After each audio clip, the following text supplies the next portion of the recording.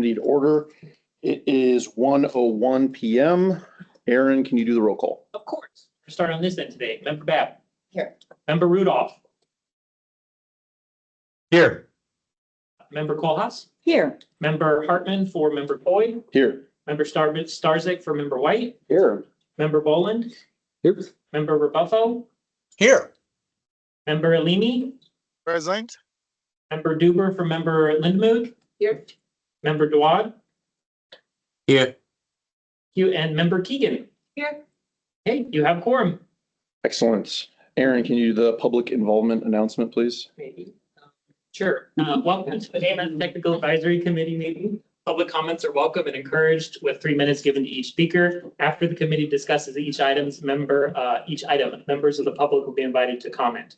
Housekeeping items for virtual attendees, please keep your cameras off unless speaking. For those who are attending by phone, please press *6 to mute or unmute yourself. Thank you.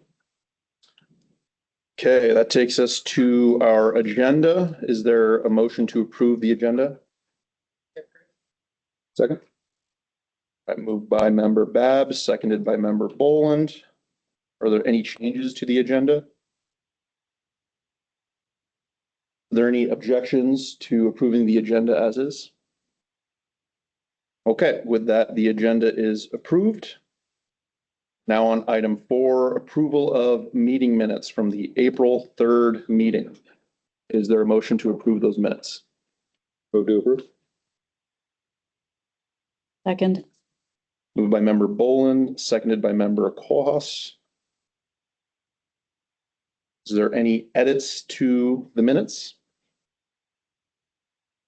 Is there any objection to approving those minutes as is? All right, hearing nothing, the minutes of the April 3rd meeting are approved. Now we are on the action items. Action items 5A, performance measures update agreement. We have a presentation from Aaron. Yes, I'll do a quick little overview and then we can get into discussion. So as part of the reauthorization bill map 21, Congress required that MPOs in the states develop performance targets for certain performance measures. And so that was carried forward into subsequent reauthorization bills such as the FAST Act and current date reauthorization bill. So as part of that, DOT and the MPOs at the time, FAST and AMATS, developed a agreement, an understanding of how we were going to work together to develop those targets. Data sharing, getting together with meetings to overview everything, that kind of stuff, and work collaboratively on it as part of the 3C process. So that agreement was developed in 2017, which feels like an eon ago, but it's crazy that it was just around the corner. And we've been operating under that agreement since, and it has been working very well.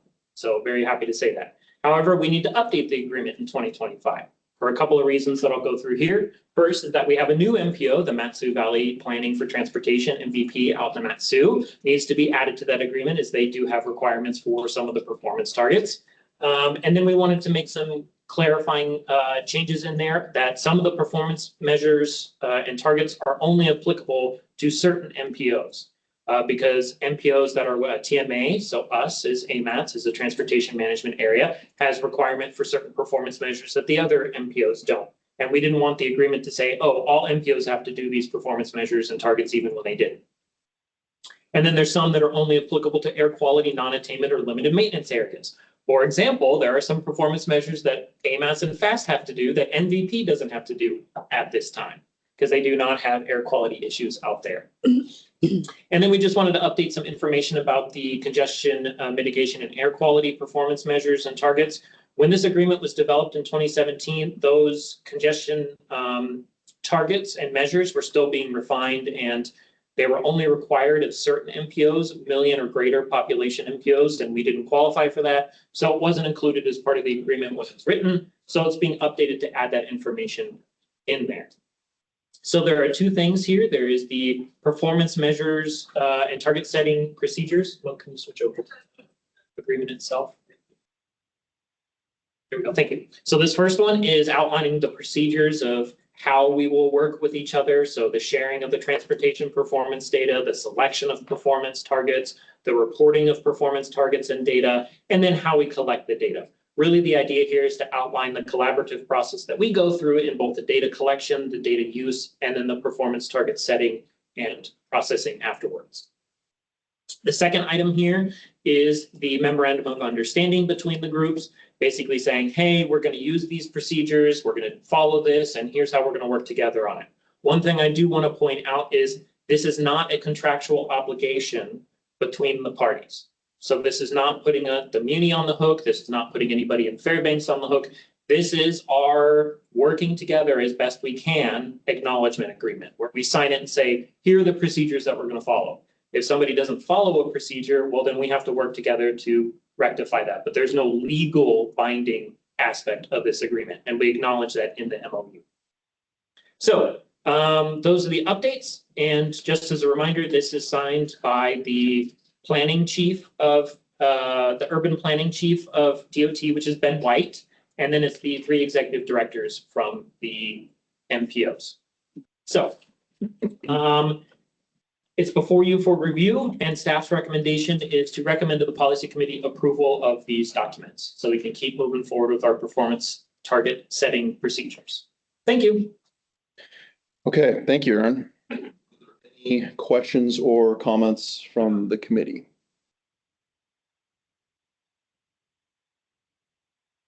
Okay, hearing none, are there any comments or questions from the public?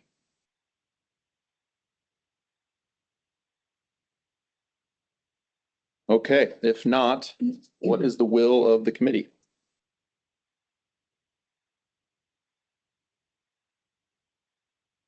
I move to recommend to the policy committee approval of the performance measures agreements. Yeah, second from Alini. Moved by member Colhase, seconded by member Babb. Are there any objections to approving the motion? Hearing none, the motion is approved. Colhase, thank you. Thank you. Action item 5B now. This is the 26-27 work program, narrative, budget, and comment response summary. This looks like an Aaron one again. Yes. Sorry, I just realized I forgot something for you guys in the haste of getting everything ready, but I'll walk through it and see if you guys have any questions. So as you may recall, we brought the work program for a public comment period release back in March or April, and it was released starting April 23rd for a 30-day public comment period. It's pretty standard. We release this out to see what the public thinks of it and provides feedback to us. We received 23 comments on the draft narrative. We do have the responses posted for you if you are interested in walking through them. We thank everybody for their comments. There were some changes that we were going to make, especially to some of the language to clarify things, especially for our coordinating of land use and transportation, making it a little bit simpler for everybody to understand what we do there.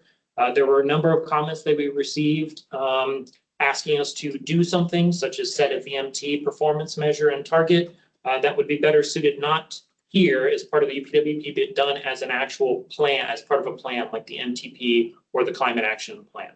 Work through it in that process because there's a lot of public engagement incorporated into those process, get those plans to recommend the targets and then come back with either the MTP update or later on to set them. So we've noted which comments we're recommending being forwarded to the different groups for their consideration. You'll notice that as part of this action item, we've also brought forward the budget for you. Look, if you want to go ahead and switch over to the budget. There we go, thanks. So this colorful sheet explains kind of all the funding that goes behind the narrative that you see. So we'd say we're going to spend X amount of time or do X tasks as part of the narrative. Here's what the budget looks like.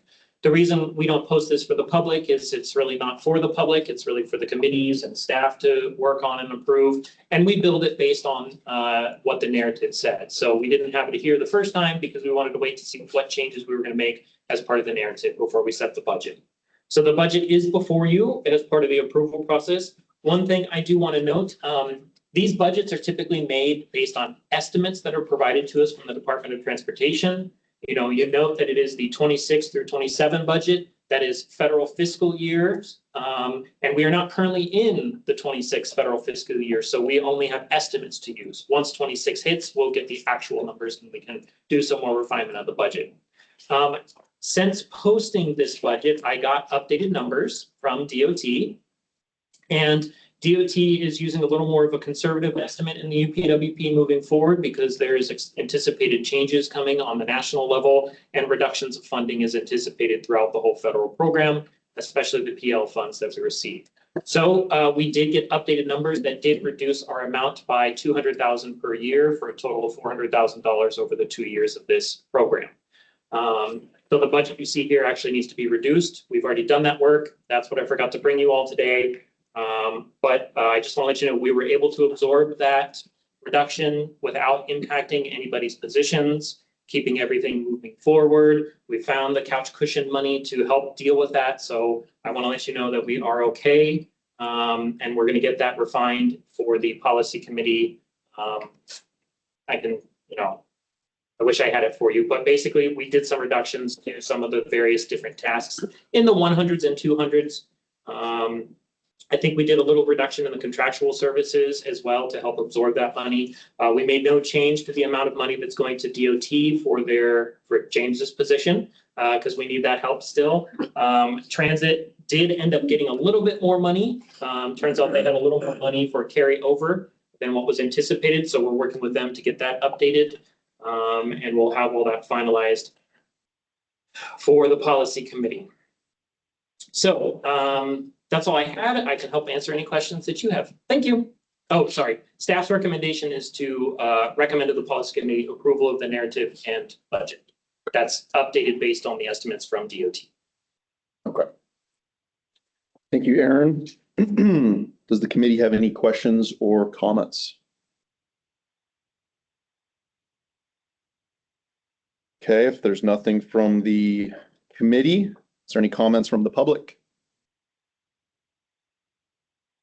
Hearing none, what is the will of the committee? Move to approve the narrative and the budget as updated with the new estimate from DOT. Move to recommend approval of the narrative. Second.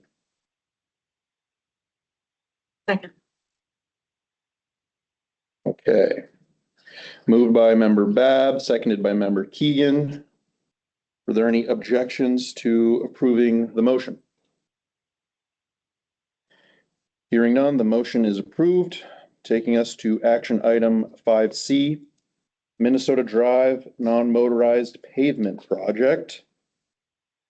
I'll do a quick just heads up and then we'll have a team. So the project team is here to give you a quick presentation. As you see from the memo, there are some items to be discussed for this. So if you want to turn your attention to the presentation behind you, it helps get some information to you about costs and timing and things like that. So the project team wants to go ahead and take it away. Sure. So I have some papers to share if you want to pass. Okay, great. Thank you.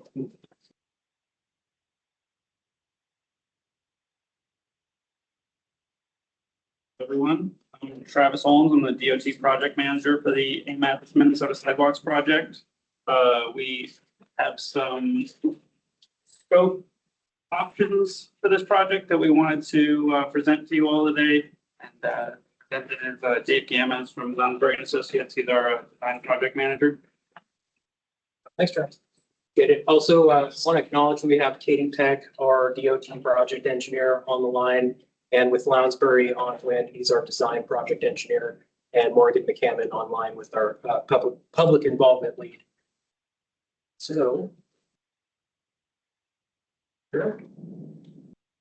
Thanks. There you go. So the limits of the project are from Tudor Road up to Hillcrest Drive. It's a sidewalk repairs project federally funded through AMATS.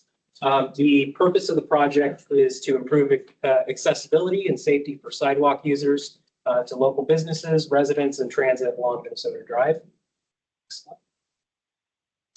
Our current schedule, we kicked the project off later in the fall last year. did our preliminary field investigation and design this spring into the summer. And we're looking to move to a preferred alternative for the improvements out there this winter, and then move into final design winter into next year, and hopefully into construction 2027. So why are we here? We'd like a decision from the AMAT's Technical Advisory Committee and Policy Committee for the type of repairs or improvements to include on this project. Currently, the project is listed in the AMAT's TIP under the Pathway and Trail Pavement Placement funding. The current pavement preservation scope, has us replacing sidewalks in kind, pathways in kind, making things ADA compliant that are out there now. With potentially moving that to a named project, there's other improvements. There's more flexibility that could be included with the project. And I'll discuss that in later slides. Existing conditions, 4.5 foot wide sidewalks, typically unbuffered, attached to the back of the curb and gutter, were constructed in the 70s. There's discontinuous bikeways in conjunction with those sidewalks that are out there along the west side. The recent pavement preservation project in 2023 did replace some of the sidewalk on the east side from 40th to 29th to install the conduit for the new lighting that was installed with that project. So some of it is new. And then there are 3 active bus stops that serve Route 10 and 85 north of Benson Boulevard, but there are also 2 unutilized bus stop pullouts south of Spinard on the west side. Current ADTs 30 to 35,000 vehicles per day, 45 mile an hour principal arterial. Deficiencies, so we went out this spring to take a look, field review with M&O and traffic DOT, and identified some of the issues that were out there. A lot of the cross slopes out there exceed 2%, so they're not ADA compliant on the sidewalks and the pathway. There's lots of damage, it was built in the 70s to the sidewalk. There's lots of fugitive material that's built up on the sides of the sidewalk that have narrowed the effective widths of the sidewalks out there. And then there's overgrown vegetation, trees, and roots that have grown into some of the sidewalks and pathways that are out there. The driveways, we took a look at all of the curb cuts that are out there. Most of them exceed cross slopes of 2%, so we're not ADA compliant. There's 41 total driveways to 34 parcels. 16 of those driveways we identified don't meet corner clearance, current corner clearance and driveway separation standards. And then the curb ramps, though many of them were replaced with the pavement preservation project, there still are a select few that are not ADA compliant. And then the bus stops out there, 2 of the 3 are not ADA compliant for lighting areas. And then there's the 2 non-active bus stop spots that are out there. So possible improvements that we've identified for this project, making the ADA, the ADA facilities, sidewalks, curb ramps, all ADA compliant, removing all of those fugitive materials and any trees that are overgrown or the roots are damaging the sidewalks and pathways, reconstructing any of those curb cuts that are not ADA compliant, and then attempting to consolidate or relocate driveways that don't meet the corner clearance or separation standards. There are also several approaches out there that are wider than the standard width for approaches for local roads. And a potential improvement would be to narrow those up and have standard radius and 90-degree alignments into the roadway. And then bus stops, reconstructing the non-ADA compliant bus stops, removing the unutilized bus stop pullouts. And we've discussed that with Muni Transit earlier this year. And then relocating the bus stop that's between Benson and Northern Lights closer to Benson, which makes more sense with their routes out there. And then the last item there, and we have it blue for discussion. We have done some traffic analysis, upfront traffic analysis work at the intersection of Northern Lights and Benson, and looking at adding those inside crossing lanes, those crosswalk lanes, and signalizing those. So that is a potential option to include with it. It does not negatively impact the operation. So, but we'd have to modify the signalization, the striping, and the timing of the signals there. And then also last but not least on the list here is potentially looking at mid-block crossings along the corridor, potentially a Hawk crossing somewhere along the corridor. However, we have not done any traffic analysis work to do that. We've essentially just looked at it from a cost perspective of what putting one in. So here's alternative one. So you guys should have the figures there in front of you that show the corridor.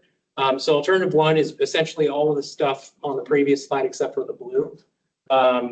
So that would replace, essentially make everything out there ADA compliant, remove those bus stop pullouts, and then replace those driveways and potentially consolidate some of the driveways that are out there.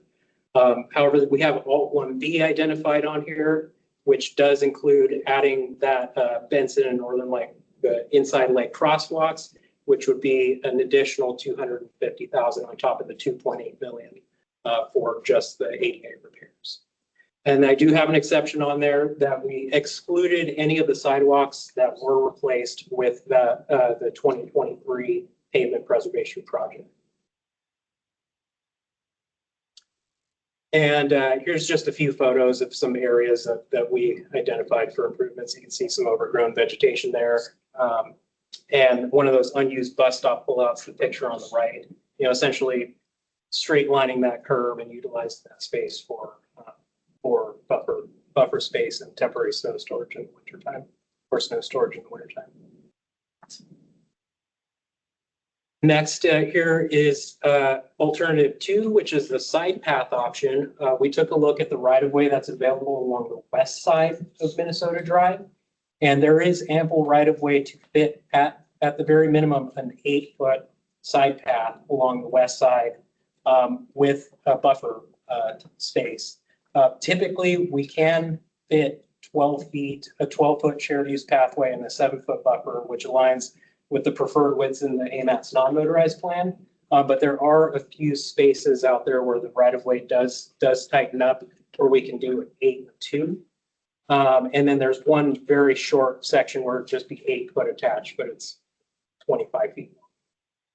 And so the total that we estimated for that improvement, so side path, doing side path along that entire west route, and then including the Alt 1 stuff on the east side.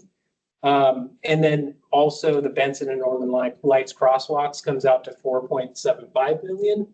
And then we also, just for estimating purposes, have included estimated about 450,000 to add a Hawk crossing. But I do want to emphasize, though, that we have not done any traffic analysis up to this point to verify the placement of that. We would have to, that's additional scope that would be additional to our project and could potentially lengthen the project timeline in order. And here's just a few photos of those tight right-of-way spots that I was talking about on the previous slide. You can see this is down on closer to Tudor, out in front of Jefferson and Jefferson and Roosevelt. So this is kind of where the right-of-way does tighten up out there. There's a retaining wall out there too. Slide. So here's just a comparison of alternatives. Got them listed from Alt 1 all the way to Alt 2B. Really, Alt 1, the benefits there, shorter schedule, not really much for utility relocations anticipated, but you don't get the buffer space, no additional crossings, but the schedule impacts are none are anticipated with that. And then Alt 1B, you do get that additional crossing that I know has been a concern with some public feedback on other projects. So you would get that, a slightly increased cost there, and we don't anticipate major schedule busters with that either. Then we get to Alt 2. This is where, with that alternative, we would anticipate some utilities that may have to be moved. So, some fire hydrants, there's a few load centers that are out there. Some CEA would look like guy wire poles, but they might not be. And some luminaires that are out there. But you do get, the preferred buffer out there from a maintenance and the non-motorized plant perspective. You get that 2 to 7 foot buffer out there. And then you do get the crossing down there at Benson and Northern Lights, though we would anticipate potentially utility agreements, relocation agreements could push the schedule for this if we do get into lots of utility relocations. And then last but not least, Alt 2B, which, really same as Alt 2, but you really have a heavier traffic study and public involvement piece that would be involved in making that happen. And so that could potentially push the schedule out. Slide. And that's all we have for the presentation today. Really the point of this is to get the two options out there and get some discussion feedback and get a decision on what to include to this project and take to the policy committee 3 weeks. So just for clarification for everybody, if any alternative is selected except for the main one, it would have to come out as an individual project in the TIP because it's no longer as a 1R, 2R. We bump it up to a 3R. Can you explain that? Sure. Yeah. Any project in the pathway preservation list is a preservation project, which has a kind of specific defined scope in the pre-construction manual. And a few of the options in everything from 1B through 2B has some items in it that wouldn't classify as preservation work. So it needs to be a named project listed as a rehabilitation in the TIP. But still coming out of the same pot of money. Yeah. Okay, thank you.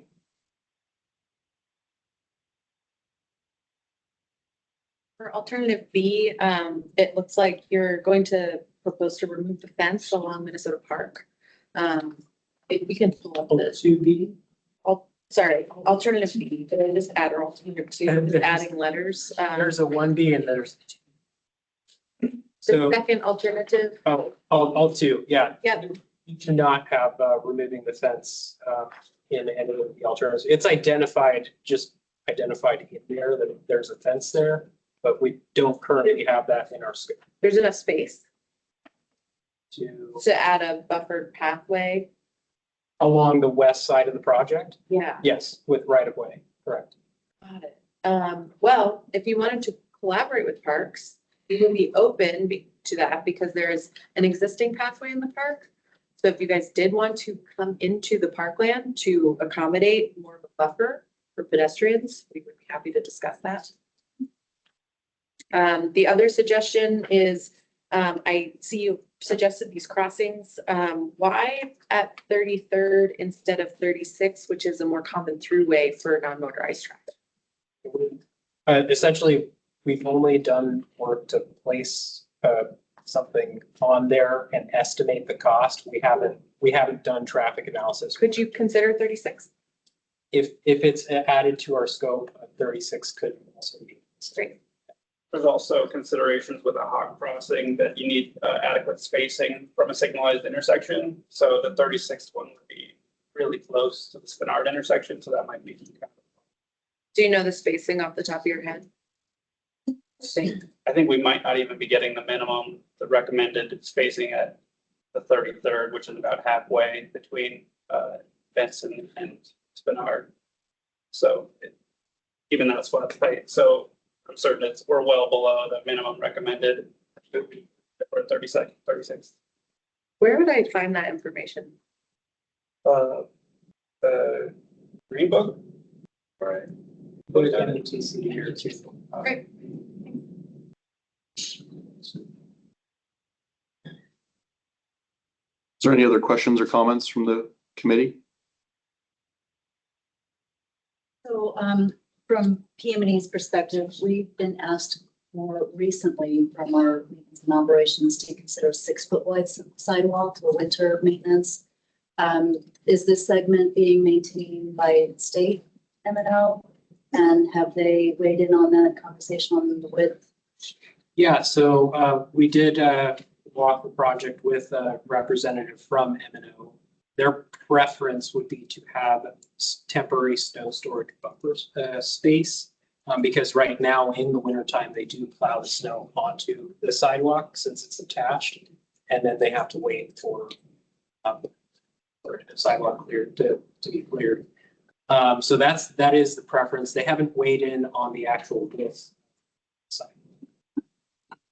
And what I heard is it was to enable better facilitation of the sidewalk scale and snowplow. Street maintenance. So With it's something 6 to feet. consider, and I don't know if it stays in the option 1 category. Can that be contemplated versus an individual project? Would it give you more opportunity to consider expanding if needed? A named project would give us more flexibility to look at wider sidewalks, because with the preservation, we're basically handicapped by, we can increase it if we're going to ADA standards, but beyond that, we really don't have a justification as a preservation. My other comment, I noticed where you had shown the constrained area adjacent to the retaining wall. Just recent sidewalks that we participated with Vision Zero, looking at sidewalks up against retaining walls, it sure would be nice to have additional pedestrian. It's like member Rudolph has his hand up. Go ahead. Yeah, thanks. Did I hear correctly that if anything other than Alt 1 was chosen, a tip amendment would be needed? And if that's true, would that be a schedule impact, and what would that impact be? It kind of, I think it would depend on which one was chosen, because we already have our consultant under contract and working toward alternative 1B and actually alternative 2. So 1B or 2 wouldn't really affect the project schedule, as far as we wouldn't need to be looking at the tip amendment.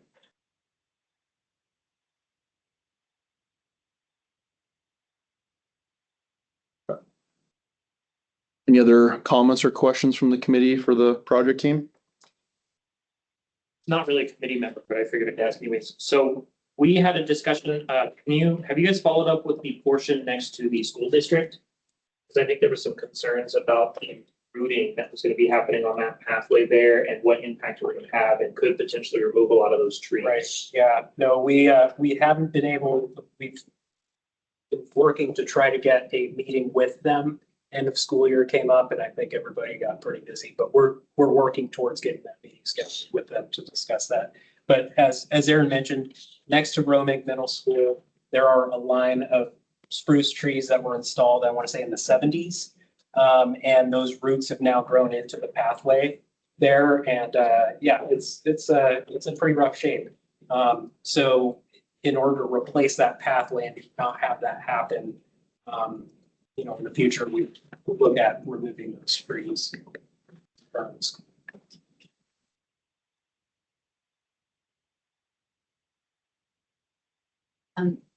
To weigh in on the potential implication on schedule if we were to look at the option of the Hawk and the crossing. So we're not under contract to do that. So there is, we'd have to have that scope added to do that work. As I understand it, we'll need to do some traffic analysis work in order to verify location and placement. And then we'll also likely need to do some public involvement work in order to weigh in, get some weigh in from the public in order to identify a preferred location for crossing or crossings. So yeah, tip amendment's not anticipated to start again until public release January of 26. Final approval probably March or April of 26. So about a year before they can even get the consultant changed to look at that. And then they have to do the work to. One thing I also want to add is that there's also a corridor study for Minnesota and INL that is currently going on that's looking at this from a more network level. So I just wanted to put that. Do we have an idea on the timeline of that one? I know we just had a presentation, but I forget. Should be finalized, around the holidays, so this winter. Do we get the alternative slide back? Yeah, I got one.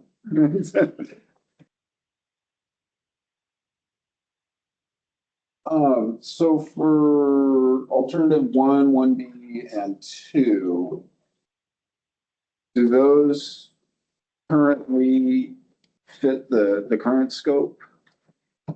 And would work as a project in the pavement preservation? Or because of the buffer, it would have to become a main project? Yeah, only alternative 1 fits as the tip project. So as it fits in the tip now, all we can do is alternative 1. So 1B, 2, and 2B would all require the tip amendment, which would be effective in about a year. And then 2B would also require a contract amendment.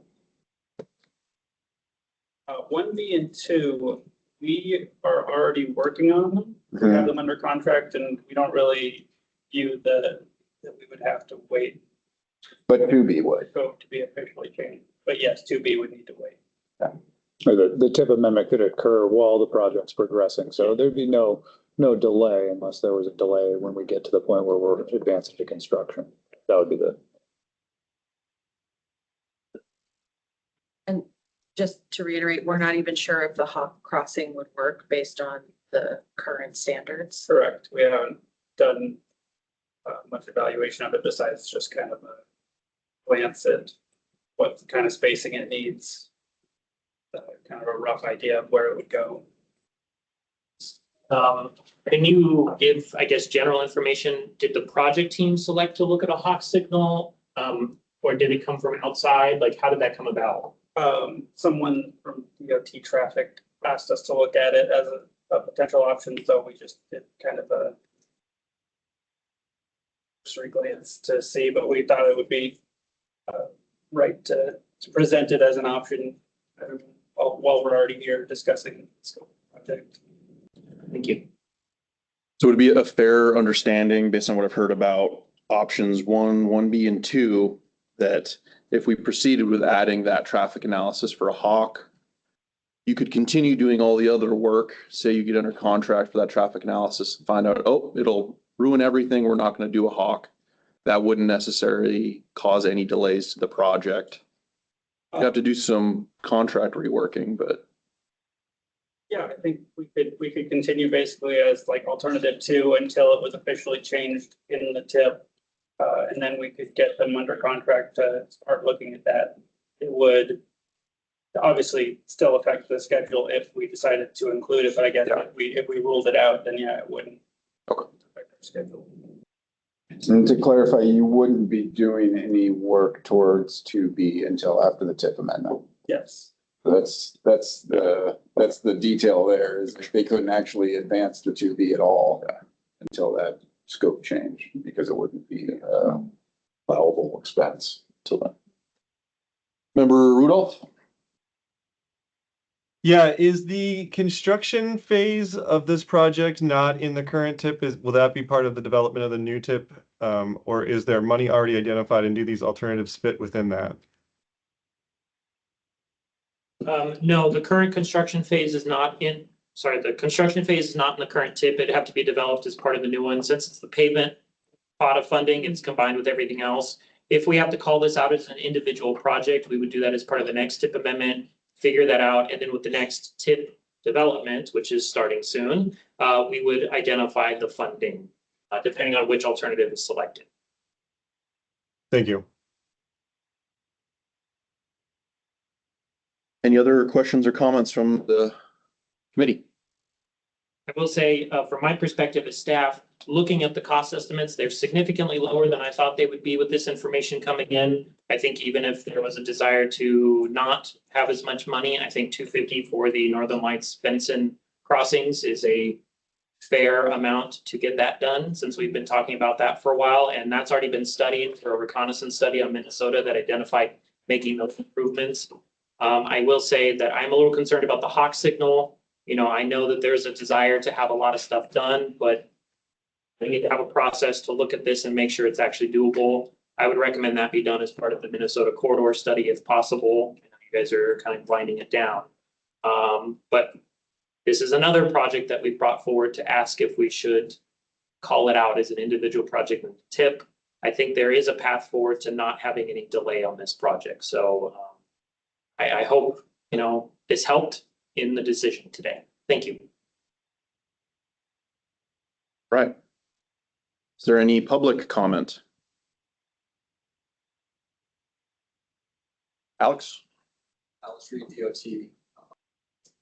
Just a quick clarification, Paul, for Keegan, that's the last traffic manual that lists spacing for signals. And it's a minimum of a quarter of a mile. It's a quarter. Except for with signals. And that'd be simple to the traffic analysis of whether that queuing would back up into intersections and cause issues. So it's not hard set that it's a quarter of a mile. That's generally what we're trying to get or go for. It's less than that. We would have to look into it deeper. I appreciate that answer. Yeah. That makes sense.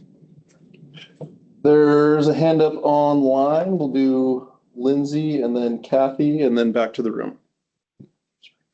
Yeah, hi, thanks. My name is Lindsay Hyduke. I am just going to speak as a resident who lives about a quarter mile from Minnesota, near the Minnesota-Tudor intersection. And I'll reach out to the project team because this was a lot of information for me to try to absorb. But I work with and coordinate the Spenard Community Council's task force committee looking at transportation and land use. And so I just wanted to elevate that the community council, and I think Kathy will speak to this, have been advocating to install those missing crosswalks at Northern Lights and Benson. So I'm excited to see that conversation. And to me, that piece is really a priority. I hope that the Minnesota Corridor Plan will help identify solutions for some of the other deficiencies and challenges identified along the corridor. Many of them are at different intersections, and the fact that the eastern side sidewalk has no buffer with the very high speed traffic. So I don't know how to go about that and make sure that, just adding 5 feet doesn't really do much to make it a safe feels safe either experience to kind of walk along that corridor any time of the year, including in the winter. And I was going to note too that it'll also be really important to make sure that there is winter maintenance as part of this. We're fortunate to have those multi-use pathways, and if they get improved, that'll be great on the west side, but they're not maintained in the winter, so they're completely unusable. And that eastern sidewalk, or the east side sidewalk that has no buffer, is the primary corridor through there then, which is not exactly what we want to see. So we want to see more changes, and I think the corridor plan can help us get there. So I'll share lots more to the project team and we'll invite them to the council meeting, but just wanted to kind of elevate how important this is. And we know where all these collisions and fatalities happen in our community. And of course, this corridor is one of them. And the barrier that was installed for that lighting project could have addressed some priority safety concerns. So just want to encourage more community engagement and participation so that any solutions and alternatives that move forward engage and inform the public and the community along the way, because we want to be part of the solution and see some things happen and not have to try to undo things that don't really get us there. So I'll send more comments, but just wanted to raise it. I'm excited to see this project move forward, especially for the missing crosswalks. We've been advocating for those kind of mid-block crossings at not just 33rd, but 40th Avenue, and would like to see that move forward as best we can. So thank you. Thank you, Lindsay. Now going to Kathy online. You have 3 minutes. Yes, sorry, I didn't get my last name typed in somehow, and I was juggling another meeting, so I missed out on, unfortunately, a lot of the presentation on this Minnesota situation. But Kathy Gleason, president of Turnagain Community Council, and just to pick up where Lindsay left off with regard to the barrier that was put up We did concur with Spenard Community Council. We did not support that. We'd still like to see it taken out. Don't see any benefit from a pedestrian, non-motorized perspective on that it's really helped the situation any. Certainly do like the idea of that fourth crosswalk at Minnesota and Benson. Don't know enough about this Hawk project to really know if it would work. So just need a lot more information on that. And I'm sorry, again, I missed a lot of your presentation.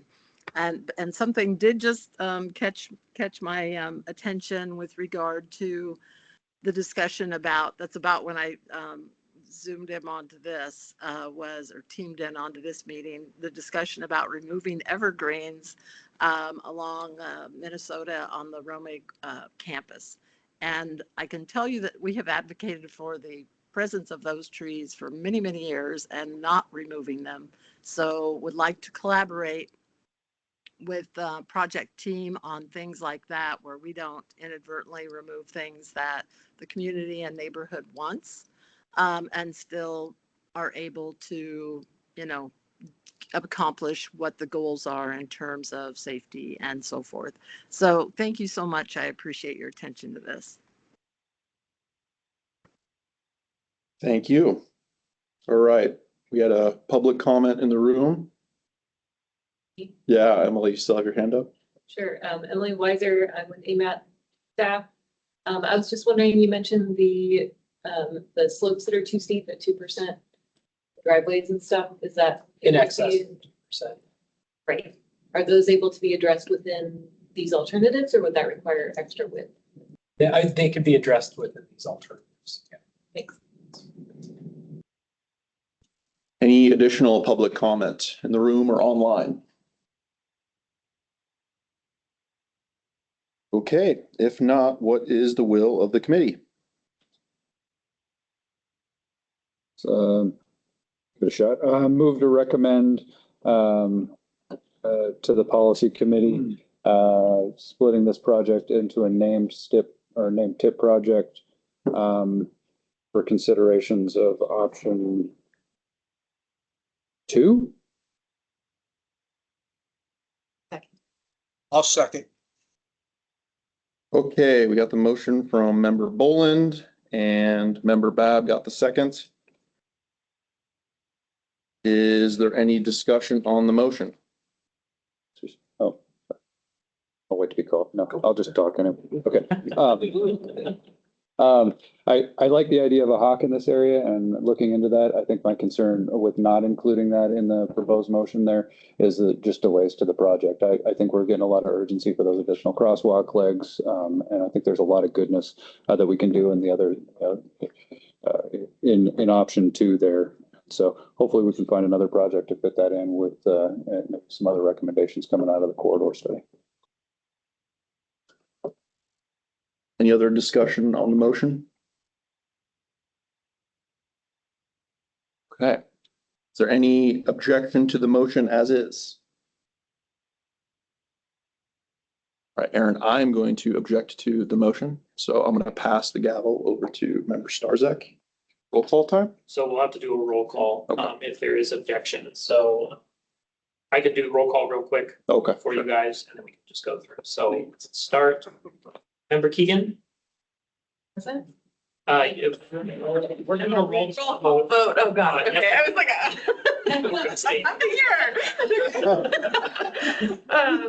I vote against the motion. Okay, member Dawad? I vote against the motion. Sorry, can you repeat that? I vote against the motion. Okay, thank you. Member Duber? Yes. Okay. Member Alimi? I support the motion. Okay, member Rebuffo? I vote in favor of the motion. 8, member Boland? Yes. 2. Just keeping track of it. Member Starzak? Yes. 2, member Hartman? No. Member Colhas? to clarify and understand, the objection would return to just keeping it as a pavement preservation project? I'm If, not if it clear. failed, it would go back to the committee for a decision on if, they had another motion that they wanted to make on it.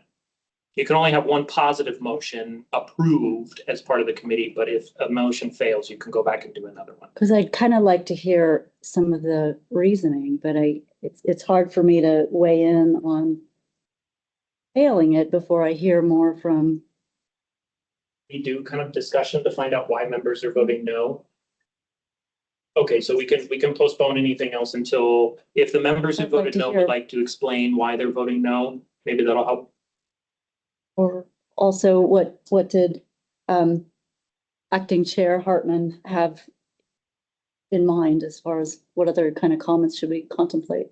Yeah, so I'm in favor of alternative 2B, in terms of the high-speed urban arterials in Anchorage. Minnesota Drive between Benson and Spinard is one of the longest stretch without a marked or safe crosswalk otherwise. So I appreciate what Member Boland said about moving quickly on the missing crosswalks at Northern Lights and Benson, but we have a real and serious crash history in this mid-block section between Benson and Spinard. And if it means a year delay at Northern Lights and Benson adding those crosswalks, that's unfortunate, but I think, as we see these projects go through, when's the next time we're gonna have a chance? If we're making it a named project, we should do a mid-block crossings between Benson and Spinard. So I'm in favor of item 2B. I'll back that up. I really do appreciate your motion, and it was hard to vote against it because it's very practical and reasonable and sensible, but I used to live in this area and it's nothing short of treacherous and terrifying. The distance between the two intersections is half a mile. So you can run back and forth and it's a gym class. It's nuts. So, and there's a school, I know 32nd is gonna be improved in the near future here. So if we're thinking about saving access to that school and getting people across from the other side of Minnesota in a reasonable way, I think it really dovetails nicely with that future work. And yeah, I just, we can talk about these other plans and opportunities to incorporate it, but it just seems like we have an opportunity and seems like a nice time to at least make it a little difficult to take it away. Yeah. So it sounds like the concern here against this motion is that if we don't do this Hawk piece of the project, we might not ever get to it. Yeah. Because I think as AMATs, the policy committee does have the ability to program projects. And this is something that could easily be programmed into the next tip if that's how they feel going about it. With the corridor plan being done right now, that's a lot of that public involvement that they're talking about needing for this project is already being done through that corridor plan.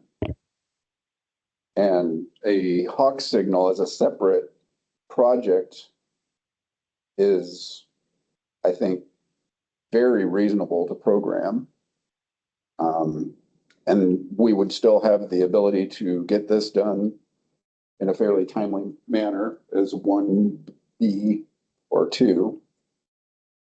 And then come with that Hawk after the completion of that planning document, after there's some traffic analysis done. I just feel like that concern, like we can ameliorate that through programming through the AMATS tip. I don't see where this is the only bite of the apple. Yeah, I agree it's not the only bite at the apple, but the apple is in front of the policy committee now. So as the project team kind of said, by making this recommendation, if the policy committee does what they would, it's not guaranteeing that the Hawk gets built, but it's at least giving the chance to have that analysis. And it sounds like based off of contract, that analysis will happen concurrently with the efforts of the corridor plan as well. I don't think one will be They're not stepping in in front. the corridor plan though. Right, but will this effort be cutting in front of or flying in the face of the corridor plan? I don't think necessarily that would be the case, no, from everything I've seen from the corridor plan, like a crossing intervention somewhere in this link is definitely, I think definitely going to be an outcome of that. But, you know, the devil in the details, right? And this project is not set up to do that yet. So adding the hawk becomes a time constraint. Delaying the rest of this, as everything, as we all know, things only get expensive with time. We can get these improvements, the crosswalks in sooner rather than later by making the hawk a separate project.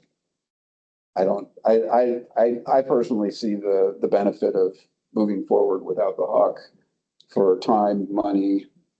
I don't think we lose the opportunity. And we also have the additional backing of a approved plan after that corridor plan's completed. Okay. Back to me. Thank you for the opportunity for further understanding in the discussion. I will decline the additional motion. So support or against the motion? I support the main motion. You're voting yes on the two. To moving forward, a recommendation for going through alternative two, Two, pulling it out and doing, okay. yes. Member Rudolph? I vote yes. You, Member Bab? Yes. Thank you. So the motion carries. Sorry, it is 9-3, 8-3. I can count, I promise. And I'd like to pass the gavel back to the sugar. Thank you, Aaron, for running the roll call. I'm sorry, I want to point out something. We are also in the season of HSIP nominations. Yeah. So I give that a consideration, and that'll probably be something I'll talk to you about, Zach, that if the policy committee says no to a hawk signal here as part of this project, maybe we can move forward quickly with an HSIP if the data supports that. So, because I know there was a fatality in this area recently. So just to keep that in mind. It's a good thought. Thank you, Aaron. All right. Now we're done with 5C. We go to 5D, Muldoon Road Pavement Project. I think this is only Aaron this time. Maybe guess so. I think so, maybe. Sorry, just a second. Let me pull up my. Okay, so we have another project to discuss what we would like to do with it. I do not have a fancy presentation on this one. This one was a little more challenging in discussion. So I received a request from DOT about some additional funding or some funding for the Muldoon Road Pavement Preservation Project. DOT in the previous STIP had a Muldoon Road project in there that went from DeBar Road to the Glen Highway. AMAT's had a portion in our TIP, or has a portion in our TIP that completes the northern portion of Muldoon Road and goes from the Glen Highway to J Bear Gate. Unfortunately, with the development of the new STIP, the funding for the DOT portion was removed from the STIP, which subsequently removed the Muldoon Pavement Preservation Project, the DOT portion, from the STIP. That subsequently also postponed the AMAT's portion of the Muldoon Road Pavement Preservation Project because they were going to be paired together to help with cost savings, timing, and impact to the driving public. We recently had our TIP amendment number 3, and DOT requested that that project be added back into the TIP with funding that was shown and everything like that for their portion of it. And then the request came in, can AMATs go ahead and pay for the portion that they had originally had in their TIP for the Glen Highway to J Bear Gate. Unfortunately, in the time between when it was originally moved from the STIP and when it was brought back into the STIP, other needs have arisen as part of our process, such as some additional funding for the Spinard Road rehabilitation, the INL Pavement Preservation Project, where we pulled it out as a pavement project and put it in as an individual project, and then the Third Avenue project, which we upped it to a reconstruction to do some additional work. A number of those are still waiting for tip amendment number 3 to be approved. So once that's done, those will move forward. You know, staff looked and honestly, at this point, we don't have a lot of flexibility for almost $7 million to be added in. I know it's challenging, but other things have come up and a lot of needs are coming forward and costs are pretty high on a lot of the projects. Staff's recommendation on this particular request is to put it off on the illustrative list, that if a funding comes available through other project delays, or when we develop the new tip, we turns out, hey, this project, we have funding to go ahead and pay for this, that this is one of our top projects that we bring back. I know that it's not ideal, but unfortunately, these are kind of the consequences when you pull projects out of a program that kind of had been programmed for it. And we have to kind of deal with the repercussions. I know there's a lot of need here. So Member White was going to talk about, he's trying to work with JBER to see if there's some Defense Department funding that they can use to help fund this pavement project, which I think would be great, and go from there. So just wanted to bring it forward, as I cannot make the decision for these projects on what to do. I need to bring it to the TAC and Policy Committee for a decision. So we are before you today, and I'm happy to help answer any questions. Thank you. Thank you, Aaron. Does the committee have any questions or comments for Aaron? So I guess for this project, we would still leave it on the list of pavement preservation projects. It could still advance in design and be kind of on a shelf ready project should funding become available in any given year. But it's unclear exactly when the funding will be available for this project. Correct. And you know, we've been talking about getting shelf ready projects available in case there are project slips that are happening. And I think one of the things you'll see with the next tip that I'll talk about a little later, we have a lot of need in the next tip, so there may not be a lot of funding available at this time, but that could always shift. I think there is still some economy of scale here of combining this project with the DOT project and designing them together. If funding becomes available for one and not the other, we could phase the project as well. I think there's some options here moving forward. So.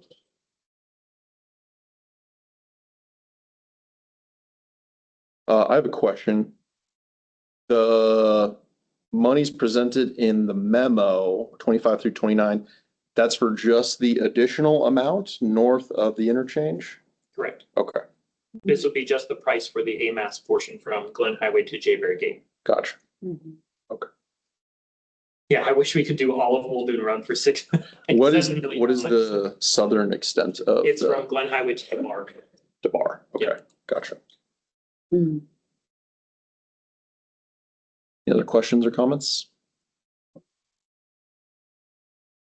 Okay, is there any public comment?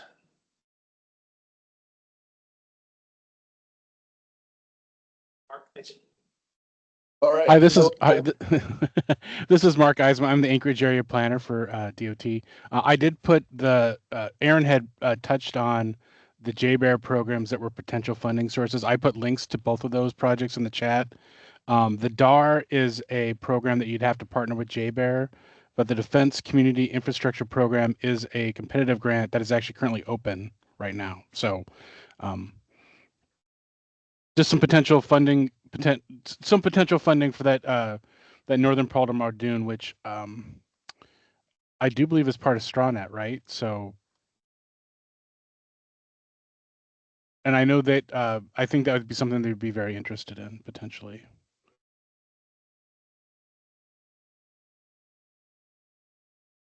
Thank you, Mark. Is there any other public comment? Okay, hearing none, what is the will of the committee?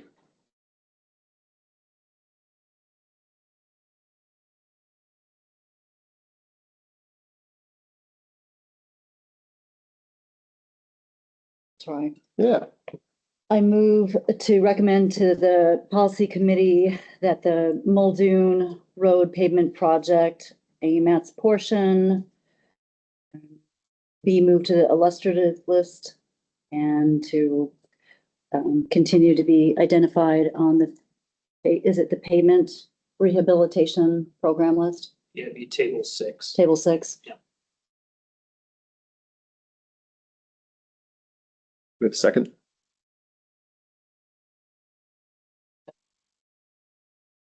Moved by member Kohlhaas, seconded by member Bab. Any discussion on the motion? Can you repeat that motion again? I got Yeah. lost with the idea of the illustrative. Yeah, it's moved to recommend to the policy committee that the Muldoon Road pavement project, the AMATS portion be moved to the illustrative list and continue to be identified on the pavement rehabilitation list on table 6. Clarification, so, as we're looking at design and right-of-way hits, looks like just a right-of-way placeholder there. Those would remain in the tip to advance the project, so it is shovel ready. Is that the intention? There is no funding identified for this project at all in the tip. Any other discussion? I guess that would be an issue, at least in my opinion, if we're not going to continue to advance the project. There's a lower level of investment there for that. I can see the challenge with the $6 million price tag for construction. But I don't know if there's an opportunity for a friendly amendment there, or to include the phase 2 and 3 design and right of way elements in the tip as programmed funding and construction as illustrative. I would support that to keep it moving. Thank you. But to clarify, I There's don't even know, money. is this project even started at this point? Because we're waiting for this STIP to be finished, for this project to be added in. So this project isn't even started, is my understanding. Or has the design started? We defer to Sean Baskey on this, I think a little closer to it. Yeah, Sean Baskey, the head of the highway design section for DOT in Central Region. Yeah, so the project is still trying to get funding for the DOT portion, so south of the interchange to DeBar, lined out. But kind of we were waiting on an answer on, what all the elements are that are going into it. We're likely to advance the southern portion of the project, or the non-AMATS portion of the project, using pavement and bridge preservation funding, which of course is in the tip under, a large grouped bucket of money. Answer the question. I'm not familiar with the 2 grant programs that Mark was referring to, but generally speaking, they look more favorably on projects that have the design portion already taken care of and providing those grants for construction. I think there's design and construction versions of the grant, so I don't know if Mark has some more detail on that. I think if you're going for a construction project, construction grant, having the design ready to go, shovel ready is preferred there. Makes you a lot more competitive. Yeah. So I think for the design piece might be an appropriate allocation. And the Yes, but NOFO for the defense community infrastructure just came out. I haven't reviewed it yet, but I'd probably have to agree. The DAR, actually it would be a partnership with JBEAR, like they would have to institute the request for funding. So we would have to come to them with a proposal and they would have to forward it on to the Defense Department in order for consideration. So. Okay, to center us, member Kohlhaas moved and got a second for keeping this project as illustrative, recommending it get funding should some become available. Sounds like there's interest in an amendment of some sort to keep design and right-of-way funding in the tip. Correct, yeah. But I think we need a support from the second, from Melinda's original. So to clarify, we are in FY25 right now. FY25 ends in a few months. So, if we wanted to make sure that there was funding available for this, we would need to do it pretty quick. to see, because we're fully programmed at the tip based on our last tip amendment. So as of right now, there is no money available in 25 to put towards the design of this project. So we'd be looking to deprogram something to keep this in the tip. Challenge. And we, it's at a small enough level, we could do it as an admin mod. I would just have to bring that back next month. We'd have to figure out what that is, and then we wouldn't be able to actually submit it until the STIP were approved with tip amendment number 3, and we don't know when that's happening. So we could not have an admin mod done until September, and then we missed our fiscal year. Yeah, I would feel this would probably be better off programmed for 26. The direction should be for staff to come up with a recommendation for how to program this in 26. Because like you said, something's going to have to give. The 26 is programmed. So where does this 800,000 come from? I think that would be a reasonable ask for, and a direction to recommend that the policy committee get an opinion from staff as to how this could be programmed in 26. The design portion, 26.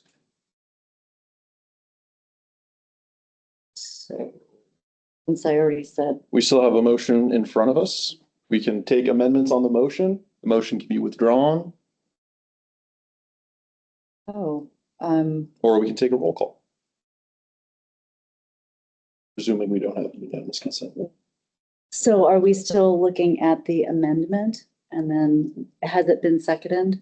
I don't think it's been seconded yet. I think your motion is still on Yeah, the table right now, so. It's Okay, just a friendly amendment. Yeah, so if both of you agree, we can proceed with mine. okay, I'm going to not agree to the friendly amendment now. Hearing some of the complications since 2025 is already programmed. Okay. As move to amend the motion that we move the construction to illustrative and look at funding design and right away as programmed funds in fiscal years 26 and 28. Maybe I don't want to be that specific. I'll leave it that way. Yeah. Next feasible fiscal year. Yes, maybe that's a better way to go. Yeah. We're doing. what Yeah, we that's, do. that's. Yeah. Yeah. Is there a second on the amendment?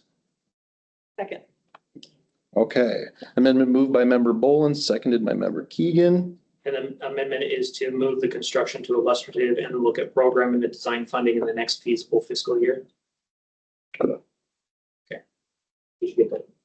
Okay, so, and that was moved by Boland and seconded by Keegan. Thank you. It's not keeping up. Is there any committee discussion on the amendment? Hearing none, is there any objection to the amendment? Okay, that amendment has passed. Back on the main motion as amended. Is there any additional discussion? Is there any objection to passing the motion as amended? Hearing none, the motion has passed as amended. Which takes us to action item 5E, which is a letter of support for the NOAA Restoring Tribal Priority Fish Passage Grant. Aaron, do you have a presentation on this one? Just a quick overview on this one. So this is a mouthful, but this is a program that I was alerted to that DOT is looking at helping to put in a grant application in partnership, I believe, with the native village of Klupna for the North Fork Campbell Creek Fish Passage Improvement Project. So DOT, I believe, would be doing the work on this project. Somebody correct me if I'm wrong. We've also submitted a letter of support already for this project through another grant program. It was for the Culvert AOP grant.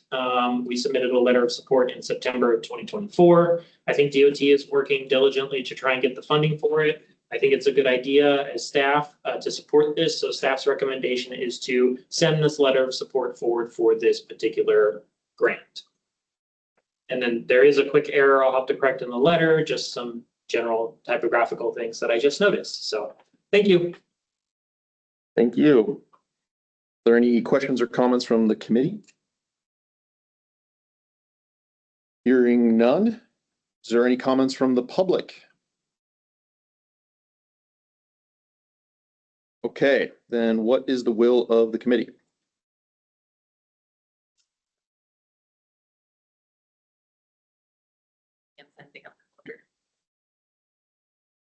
Is there a second? I'll second that. Moved by member Keegan, seconded by member Starzek. Any discussion on the motion? Okay, is there any objections to approving the motion?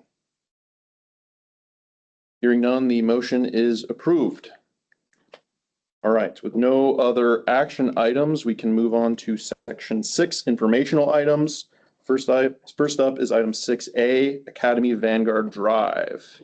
We have a presentation? Yes, you do. So go ahead and turn your chairs around. And I will not be doing this presentation, so you have a break from me. Okay.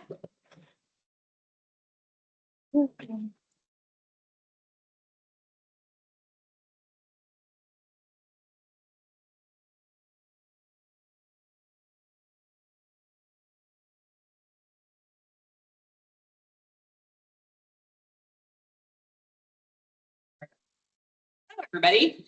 My name is Stephanie Mormillo. I am the consultant project manager from HDL Engineering Consultants. I always forget. That's terrible.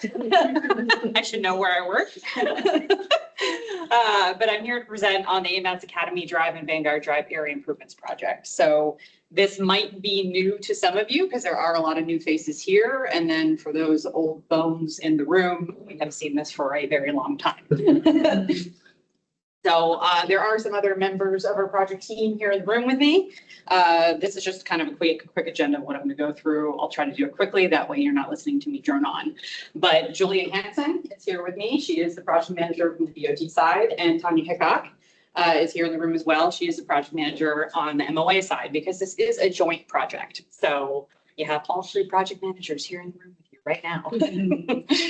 And fun fact, I thought this was just really cool. All three of us actually have experience working on the public and the private side. So we have worked both on government and private. So we have a lot of really good collaborative information that we can share amongst ourselves. So just a quick project overview so you know where you are in the world. This is south of Diamond, kind of southwest of Abbott in this area.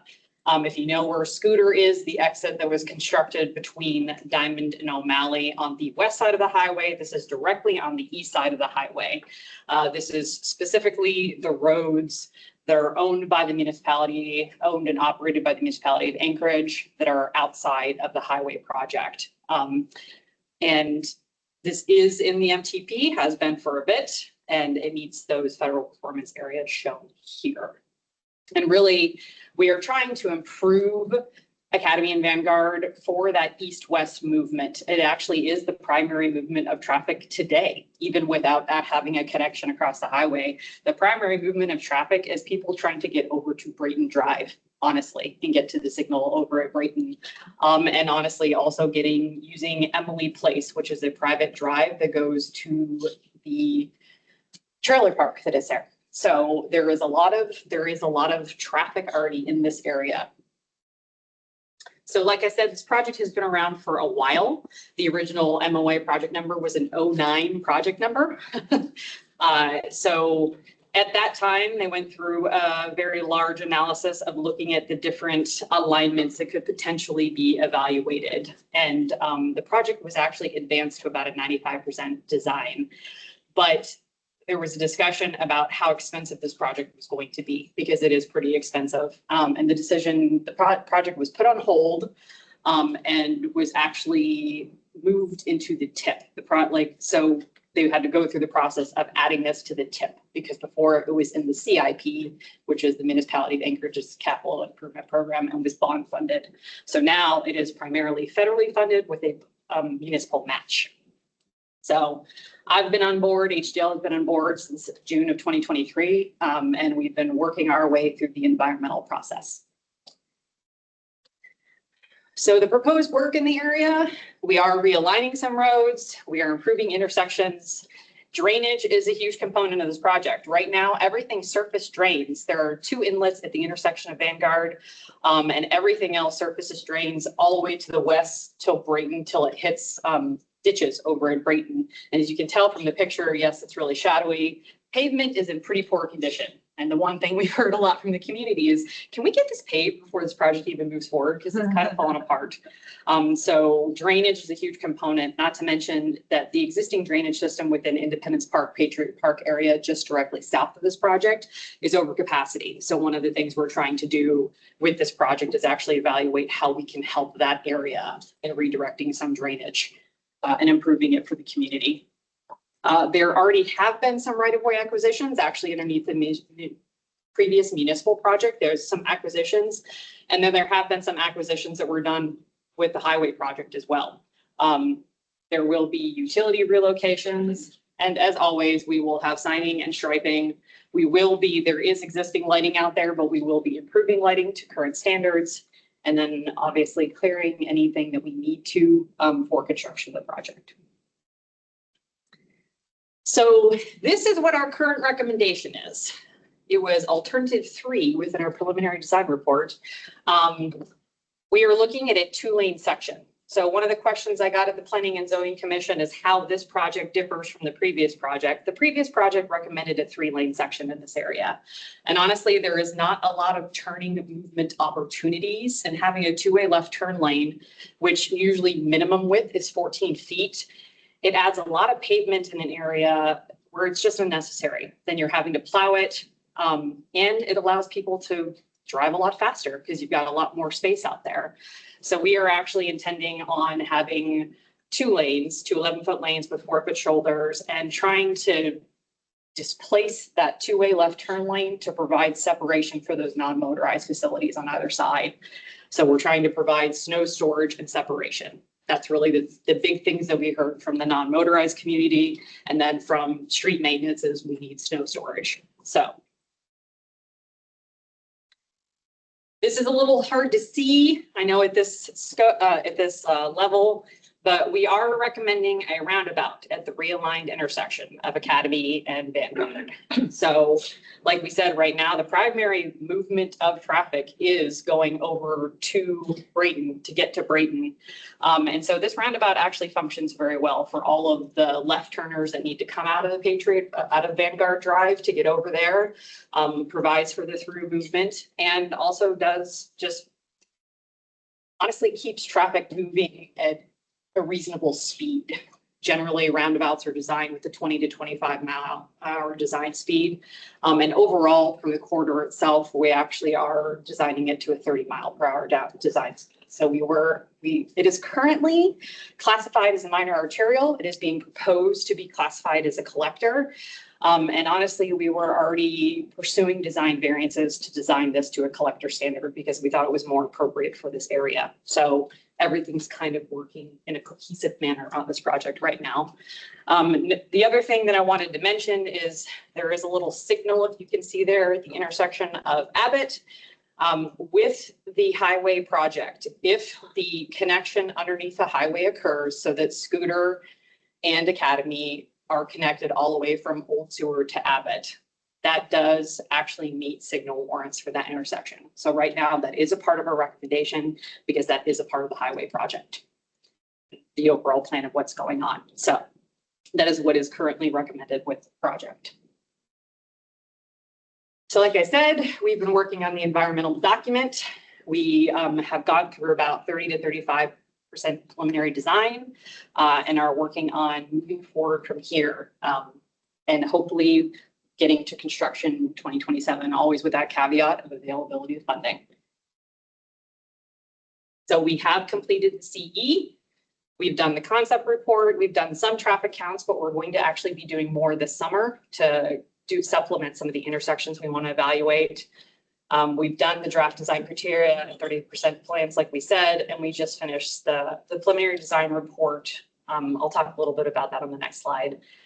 So we are going to be advancing the roadway design, continuing with our traffic data collection, and then working on the geotech, the H&H, and doing our more in-depth design analysis as we move forward post-environmental phase. So we've done quite a bit of public involvement to date.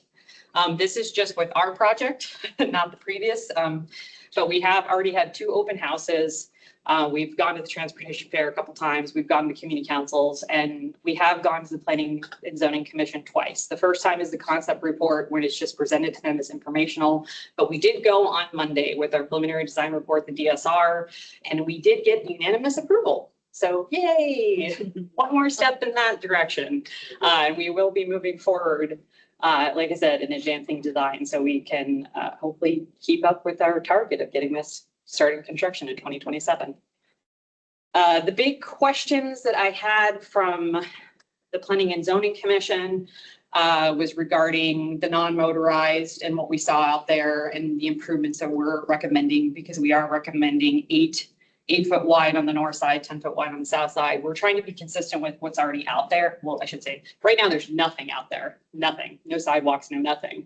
But with what's proposed for all of the connecting corridors, Scooter already has those 2 non-motorized, and the middle section, that is what's recommended and proposed there. But we also wanted to see widened because there's a decent amount of non-motorized traffic out here already.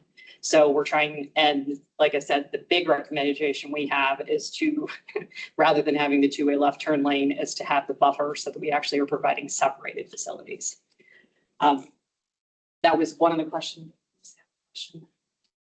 Oh yeah, it was related to how this differs from the previous project. And the previous project, like I said, recommended a 3-lane section. Our alignment is a little different. It generally follows alignment B. So I could go back, like, just so you guys saw in there. That is what alignment B was. It's connecting it to the intersection. Technically, that's Vanguard right now. But rather than going straight through R&M, which was one of the alternatives, or, you know, or straight out and connecting and actually making Abbott, like, you know, a straight line with Abbott. Those were some of the alternatives presented before.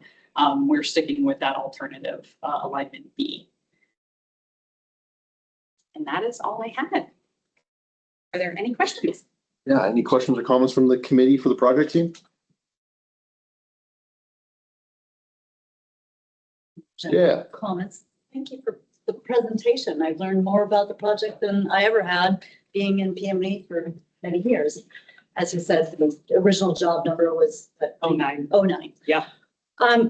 Especially knowing about the Brayton Drive and the east-west movement. You know, I always thought it had so much to do with what was going to be happening with the DOT project, but regardless of the DOT project, the project is needed because of all the east-west movement. So that was important. And the drainage. To understand, and the drainage.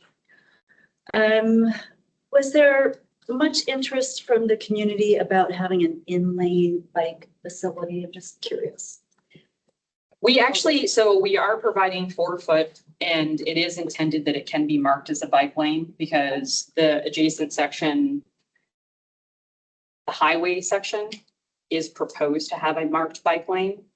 And I believe when that happens, the shoulders that are currently on Scooter will also be marked as a bike lane. So you could have a continuous bike lane consistency across the entire corridor. So now, right now, we're not showing it specifically as a bike lane, but the intent is we are providing that space so it can be marked as such if all these projects move forward. But it is also one of the reasons why we recommended doing widened for the separated facilities as well. So it provides for more users having the 8 and 10 foot as well. So folks that aren't comfortable being on street, not separated, it's not a protected bike lane. There is a separated non-motorized facility. What is the overall right-of-way width that, so do you have to identify a whole brand new right-of-way width? Most of it has actually already been acquired. Okay. There, I don't know the actual width because this, I say typical section, Yeah. but it varies throughout the entire corridor. Because as you approach Abbott, you have the extra intersection, the lanes, turn lanes for the intersection, and then it narrows, and then you have roundabout, and then it narrows back. Up to about the roundabout to the west, all of that right of way has already been acquired. So most of it will actually be north and then also on the west side of Abbott on the other side to make that intersection align on both sides. So you're probably in the range of about 70. I'd say Okay. about 70 is where we are. Okay.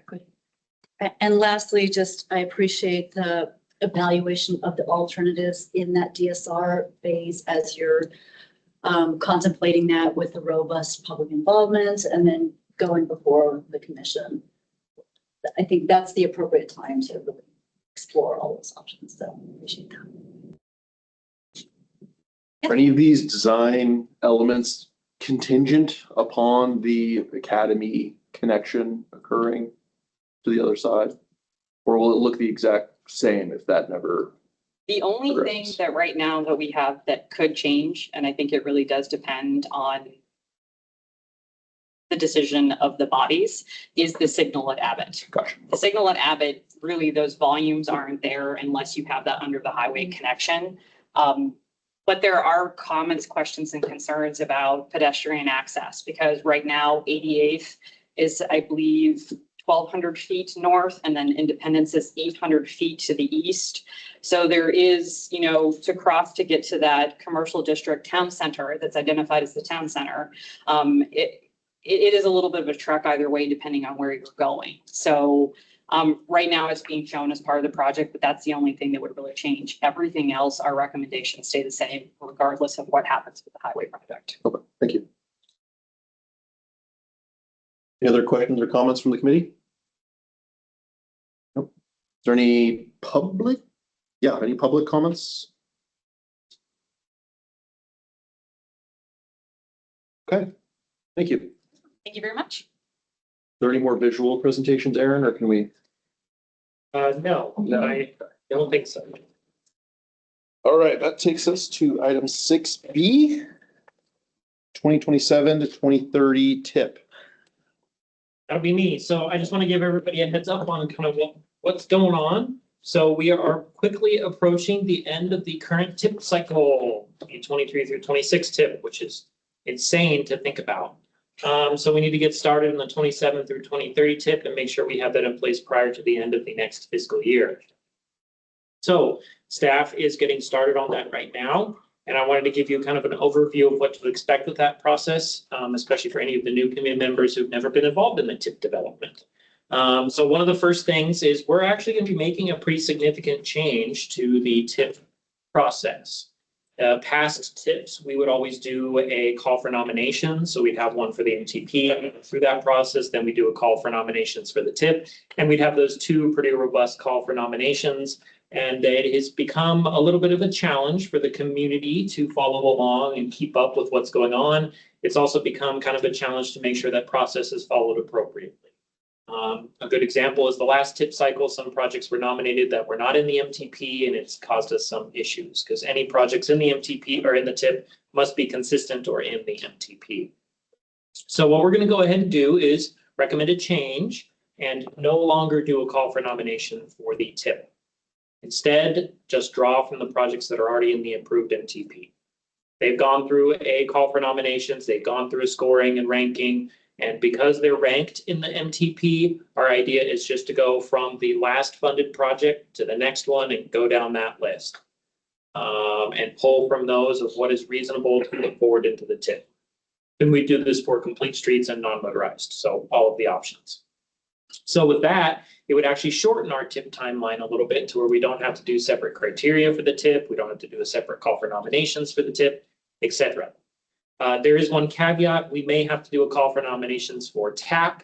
I'm trying to work with DOT to determine if our process that we used for the 2050 MTP qualifies and makes it to where the TAP is okay. TAP is a specific process, specific funding that does have a requirement to do its own call for nominations.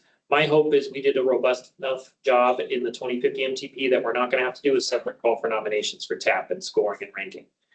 So we'll finalize that and you'll know by the next TAC meeting whether or not we have TAP criteria for you to review. What the public can expect is we'll be working as staff to help put together a internal draft of the TIP. We'll have to do an interagency consultation, air quality conformity, demonstration development, and the idea is to bring all of that back by December of this year for the committees to release for public comment. And then have the public comment period in January, February, so probably 45 days or so. We'll have to bring it to the assembly, and then we'll have any other additional opportunities that people would like to see. And then March, April timeframe, hopefully get it approved and sent down to DOT headquarters and FHWA FTA for final approval. That hopefully, crossing our fingers, will give us enough time to get it approved before the end of the fiscal year. So, you'll hear more from us. There'll be probably opportunities to do, I was trying to figure out, do we do a work session to go through things? I kind of want to maybe get the TAC and PC together for a work session and do a kind of review, a cursory review of the TIP prior to it coming for release for the public, just so you can see where we're at. Because part of what I have to do is demonstrate to you all the fiscal constraint aspect of the TIP. Just so you know, we have a lot of very expensive projects coming up in the next cycle. You know, Fireweed Lane is very expensive. And so we'll need to figure out how we're going to take care of that and keep all the other projects moving forward. Staff's probably going to recommend a few design hits as well to get some other projects going so we can keep the cycle of project development process going. So I just want to give you a heads up. If you have any questions, let me know. Thank you. Thank you, Aaron. Any questions or comments from the committee for Aaron on the next tip? Is there any public comment? Okay, hearing none, takes us to our last informational item, next TAC meeting overview. We meet real Aaron. quick. Okay, so next TAC, 2 action items we have so far is HSIP nominations. So we want to bring those forward and get them submitted. So far, we're looking at some possible options that staff has to do some additional look into. The 36th Avenue, seeing about is there an opportunity to do lane reductions on portions of 36th Avenue. And then Tudor Road and McKinnis, see if there's the warrants needed for a signal in that location.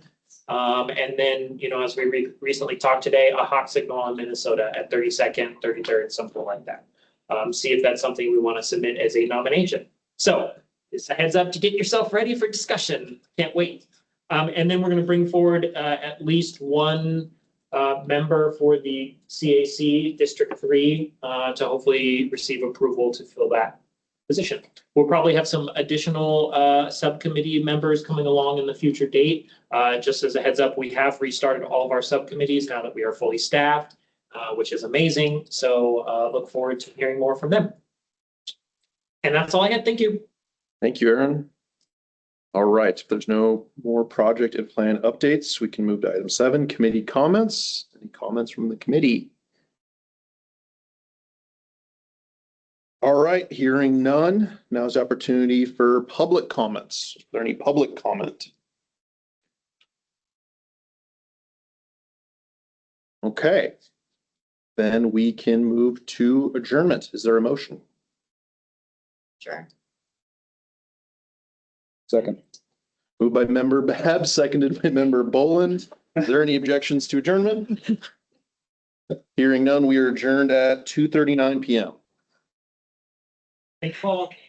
You.